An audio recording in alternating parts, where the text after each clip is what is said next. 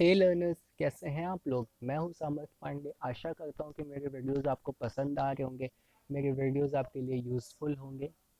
अगर कोई एडवाइस है, कोई ओपिनियन है या कोई रिव्यू है तो आप कमेंट बॉक्स में या मेरे सोशल मीडिया प्लेटफॉर्म पे मुझे बता सकते हैं। आज आपके लिए एक अनाउंसमेंट है। जैसा कि आप लोग जानते हैं कि हमको वीकेंड्स पे या संडेज पे पढ़ने की आदत नहीं होती है, तो वीकेंड और संडेज पे मैं एजुकेशनल वीडियोस नहीं बनाने वाला हूँ। मैं आप लोग के लिए एक नई सीरीज़ लेके आ रहा हूँ जिसमें हम कुछ मोटिवेटर्स की, कुछ पर्सनैलिटीज़ से, उनके कुछ ऐसे थॉट्स जो हम जैसे स्टूडेंट्स, हम जैसे लर्नर्स के लिए इम्पोर्टेंट हो सकते हैं, हमारी सक्सेस को सेव करने में इम्पोर्टेंट हो सकते हैं, हमें बुरे टाइम से निकालने में इम्पोर्टेंट हो सकते हैं, वो थॉट्स को मैं आपके सामने रखूँगा। आप जिस भी पर्सनैलिटी के बारे में जानना चाहते हैं, उस पर्सनैलिटी का नेम आप कमेंट बॉक्स में या मेरे सोशल मीडिया प्लेटफॉर्म पे बताएं। मैं उस पर वीडियो बनाने की पूरी पूरी कोशिश करूँगा। आज मैं अपने फेवरेट मोटिवेशनल स्पीकर की बात करने जा रहा हूँ। सो शुरू करते बिना किसी देरी के। And he is none other than the most influential speaker of India, the Sandeep Maheshwari. जो लोग भी यूट्यूब पे मोटिवेशन के लिए आते होंगे, जिनको भी मोटिवेशन के लिए यूट्यूब पे सर्च करनी होती है, उनको ये नाम ज़रूर पता होगा, वो इस नाम से गैर वाकिफ़ नहीं होंगे। अगर बाई इनका इंट्रोडक्शन देखें तो by profession he is an photographer, entrepreneur and public speaker. इनकी पब्लिक स्पीकिंग का तो हर कोई दीवाना है, किसी से छुपी नहीं हुई। He is the most finest public speaker and motivator in the India, in my view, और शायद आपके व्यू में भी होंगे। इनका जन्म 1980 में न्यू दिल्ली में हुआ था। एंड ये एक ऐसी फैमिली से बिलोंग करते थे जिसका एल्यूमिनियम का बिजनेस था, बट वो बिजनेस बहुत ही इनिशियल डेज में ही कोलैप्स हो गया। एक बहुत इंटरेस्टिंग सा फैक्ट है कि जब अपनी बैचलर ऑफ कॉमर्स की डिग्री परस्यू कर रहे थे तो अपने फाइनल ईयर पे अपनी डिग्री ड्रॉप कर दी और फिर उन्होंने फोटोग्राफी से रिलेटेड कुछ शॉर्ट टर्म कोर्सेज किए। इनकी लाइफ का जो सबसे रिमार्केबल पॉइंट है वो है Limca book record, Limca book का world record, that is 10,000 shots of 122 models in 10 hours and 45 minutes. तो ये रिकॉर्ड इन्होंने बनाया। He is a founder and CEO of Images Bazaar. इनको कुछ अवार्ड्स भी मिले, जैसे कि creative entrepreneur of the year 2013 by entrepreneur India summit. इनको स्टार यूथ अचीव अवार्ड भी मिला by global youth marketing firm, sorry spelling mistake है, दैट इज फर्म। फिर young creative entrepreneur award by British council, one of the most promising entrepreneur by business world magazine. तो ये इनके कुछ awards और recognition हैं। इनकी फ़िलासफ़ी के बारे में आज मैं बात करता हूँ। कुछ थॉट्स मैं इनके बारे में शेयर करूँगा आपके साथ। वो थॉट्स बहुत से बेसिक्स है, वैसे तो इनकी फ़िलासफ़ी बहुत ब्रॉड है, ये बहुत ज़्यादा स्कॉलस्टिक पर्सन है, बट इनके कुछ वो थॉट्स जो हमको इम्पैक्ट कर सकते हैं, एक कॉमन मैन को इम्पैक्ट कर सकते हैं, एक जनरल लर्नर के लिए यूज़फुल हो सकते हैं, उनके बारे में बात करते हैं। पहला इनका थॉट है, failure is nothing but the seed of success. कि फेलियर आपके लिए स्टेज बनाती है, एक लर्निंग स्टेज बनाती है फॉर योर अपकमिंग सक्सेस। तो कभी भी फेलियर से सैड मत हो। ज़रूर आप अपने आप को इंट्रोस्पेक्ट करो, अपने आप को देखो कि क्या गलतियाँ हुई, बट उस पर मौन करने मत बैठ जाओ। ये मत सोचो कि सब कुछ ख़त्म हो गया, there is lot of life left. Okay, so अपनी हर थॉट का ही अपनी लाइफ के एक्सपीरियंस से एग्जाम्पल देते हैं। सो ये एग्जांपल देते हैं कि 1999 में इन्होंने एक इवेंट मैनेजमेंट स्टार्टअप शुरू किया एक अपने पार्टनर के साथ में मिल करके। जैसे न्यू ईयर पार्टीज ऑर्गेनाइज करना होती है, कुछ उस तरीके का इनका इवेंट मैनेजमेंट स्टार्टअप सक्सेसफुल भी हुआ, पार्टीज भी हुई, इन्होंने पैसे भी लगाए।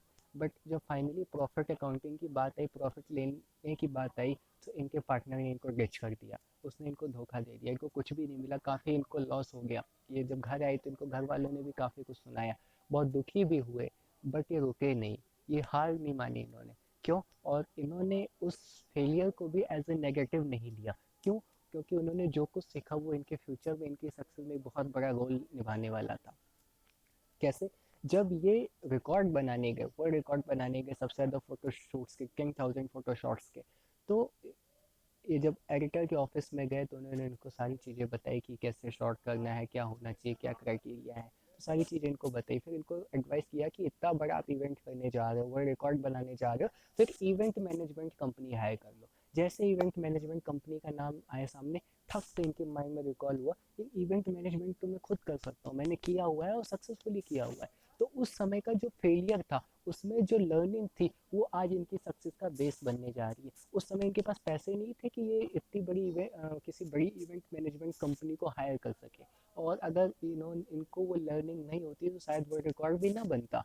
लेकिन बिकॉज इन्होंने अपनी पास्ट में एक फेलियर से बहुत कुछ सीखा था, तो उसको इन्होंने यूज़ किया अपनी सक्सेस में, वो इनकी सक्सेस का बेस बना। सो इससे हमें पता चलता है कि हम अगर फेल हो रहे हैं, कुछ आज हमारे साथ गलत हो रहा है, हमारे साथ गलती से हमसे कुछ चीज़ें सक्सेस नहीं मिल रही है, तो डोंट बी सैड, दुखी मत हो, निराश मत हो। उस अपनी फेलियर को इंट्रोस्पेक्ट करो, उसमें क्या गलतियाँ रही उनको देखो, साथ ही आपको लर्निंग क्या मिली उसको देखो, और फिर अपनी अगली सक्सेस की ट्राई करने के लिए लग जाओ।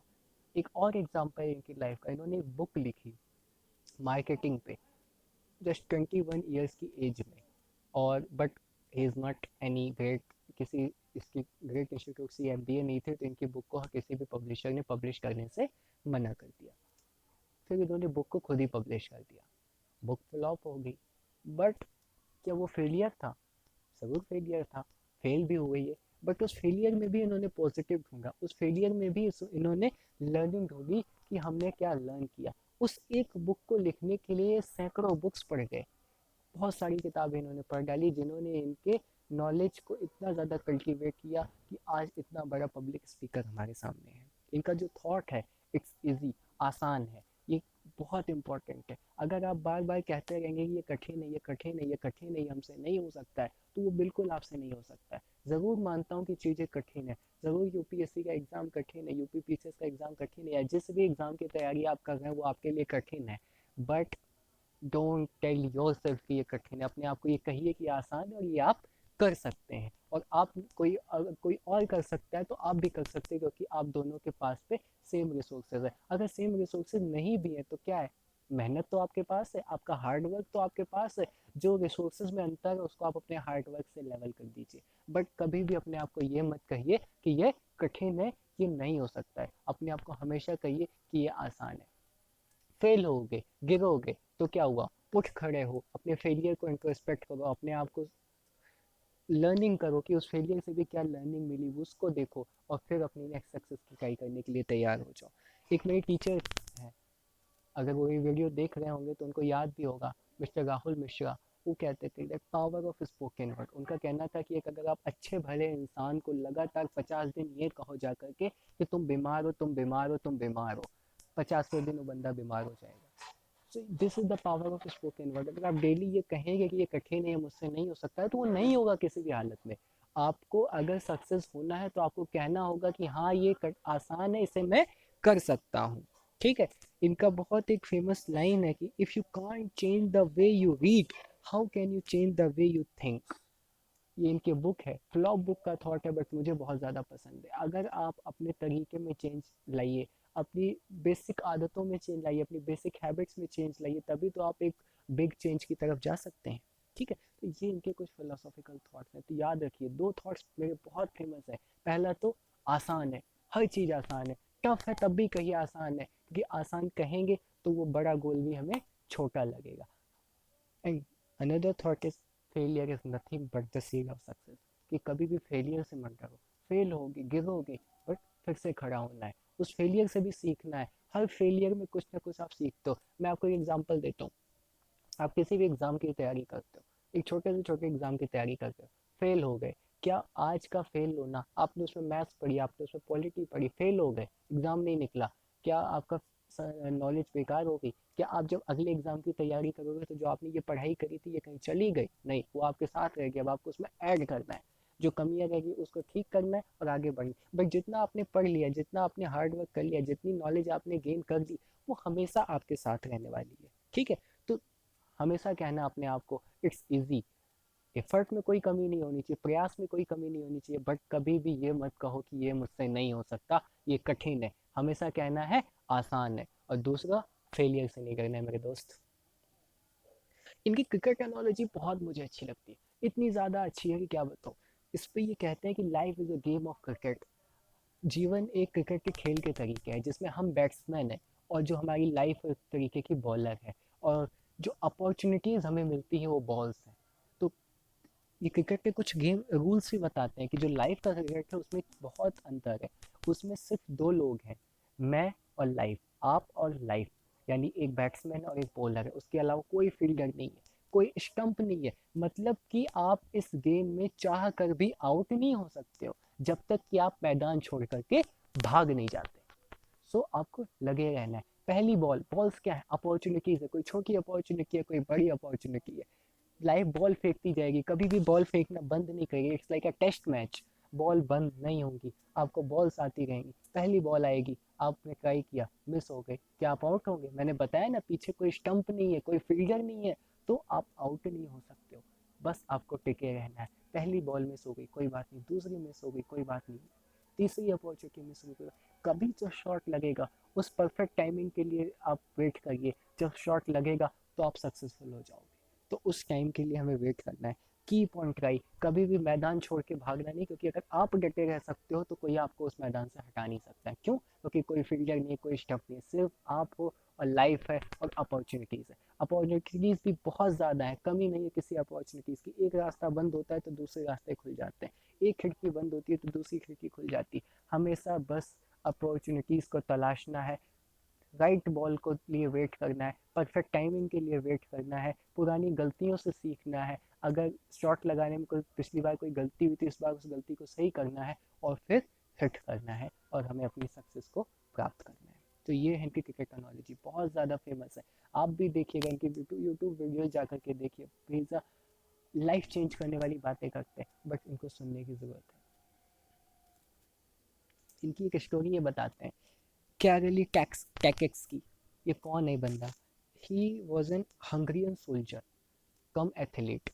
1938 में ये बंदा शूटिंग की प्रिपरेशन कर रहा होता है। हंगरी में ये बेस्ट शूटर होता है उस समय की। ये हर नेशनल चैंपियनशिप जीतता है। हंगरी में हर किसी को बिलीव था कि ओलंपिक्स में गोल्ड मेडल सिर्फ इसी को जीतना है। उसका एम था कि उसको अपने उस शूटिंग हैंड को दुनिया का बेस्ट शूटिंग हैंड बनाना है। तो वो प्रिपरेशन करता है। बट 38 में एक एक्सीडेंट होता है।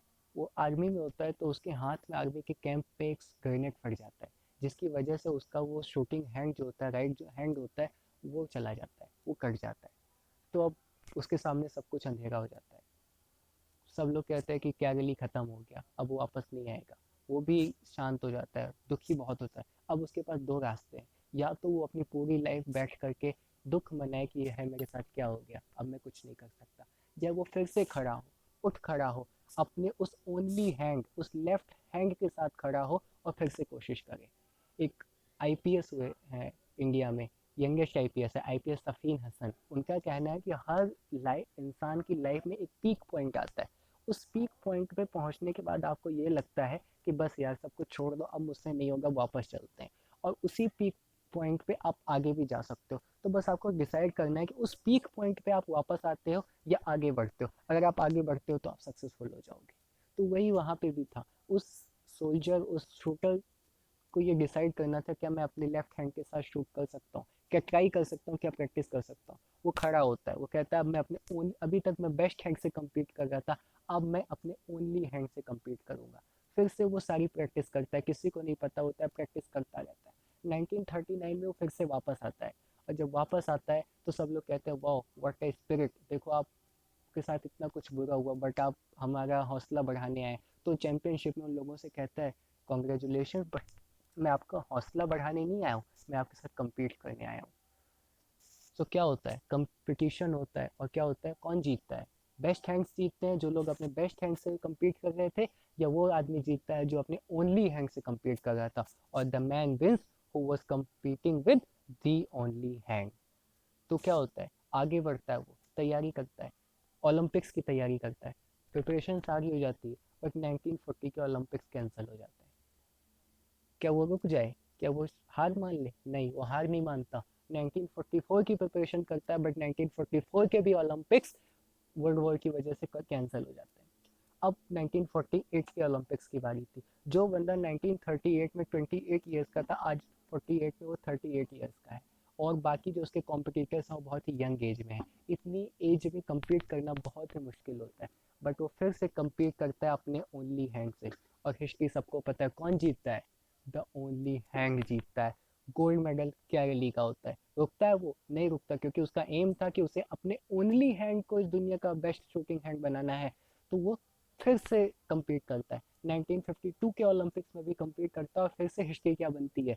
कौन जीतता है? The man with the only hand जीतता है, और उसने हिस्ट्री बदल के रख दी। कोई भी शूटर आज तक 2 बार गोल्ड मेडल ओलंपिक्स में नहीं जीता था, उसने ये करके दिखाया। सो ये कुछ स्टोरीज है जो हमें हारने से रोकती है। आपको कभी भी रुकना नहीं, आपको हमेशा प्रयास करते रहना है, अपॉर्चुनिटीज़ का वेट करना है। संदीप माहेश्वरी सर के थॉट्स को अपनी लाइफ में अप्लाई कीजिए, उनके थॉट्स को बहुत ही जनरल टर्म में यूज़ कीजिए। आप छोटी छोटी चीज़ों में हार मत मानिए, सैड हो मत होइए, अपनी गलतियों को इंट्रोस्पेक्ट करिए, अपनी मिस्टेक्स को देखिए, अपने आप को करेक्ट कीजिए और अपने फेलियर से सीखिए। आशा करता हूँ ये वीडियो आपकी लाइफ में कुछ इम्पैक्ट डालेगा। मुझे बताएं कि आप अगली वीकेंड पे किस पर्सनैलिटी के बारे में जानना चाहते हैं। अगर आपको ये वीडियो पसंद आए तो प्लीज़ पूरा देखिएगा। Please like comment share and subscribe. मेरे इंस्टाग्राम पे अगर आपकी कोई प्रॉब्लम है, कुछ आपको नोट्स चाहिए, कुछ पॉलिटिक्स से रिलेटेड प्रॉब्लम है, तो you can ask me. Thank you so much.